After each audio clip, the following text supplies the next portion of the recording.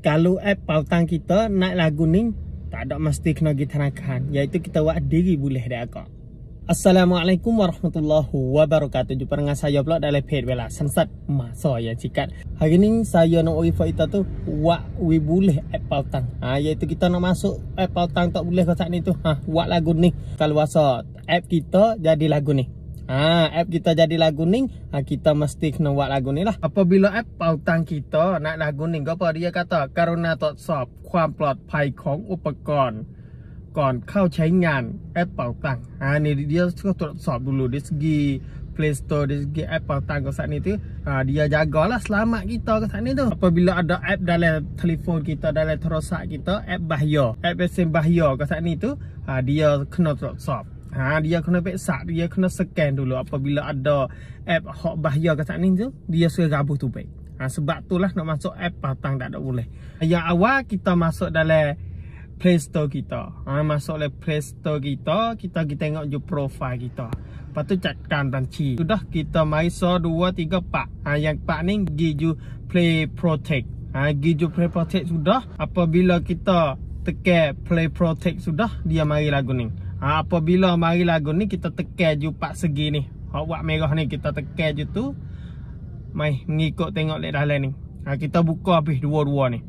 Dia nak scan. Kalau rasa ada aplikasi dalam telefon kita, dalam telefon kita tu ada aplikasi hak tak sempurna, iaitu ada hak bahaya.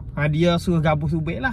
Kalau rasa tak ada hak bahaya, dia scan, cuci, persiap, naik hijau, tak ada apa-apa. Lepas tu pergi mengikut turut ya. Apabila kita pecek scan, lepas tu dia periksa dalam telefon kita, dalam terosak kita kat saat ni, tak ada aplikasi hak bahaya.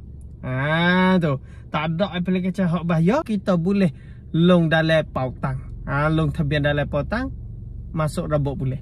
Kalau rasa kita scan kat saat ni tu, jumpa app bahaya, dia suruh gabuh app bahaya kat saat ni. App tu hak orang panggil app tu hak bahaya, app tu hak takut sekali tu. Sebab itulah di segi app pautang ni dia jaga keselamatan kita, takut ada app pelong. App pelong, app bahaya ke saat ni tu. Sebab itulah dia suruh gabuh dulu. Scan apabila tak ada tu, kita masuk dalam robot app pautang tu. Mudah cara.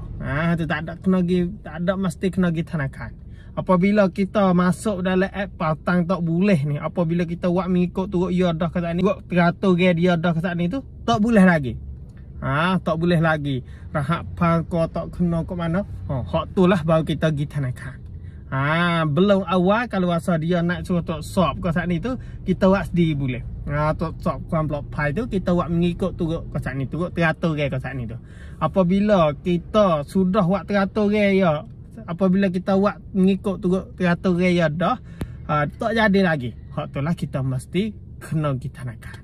Sebab isak hari dah, dia buka untuk daftar nama, untuk long tabian. Apabila kita boleh masuk dalam app pautang, isak hari 4.20 bukan ni isak, kita mula daftar nama, mula long tabian. Kalau keng pas, tu dia.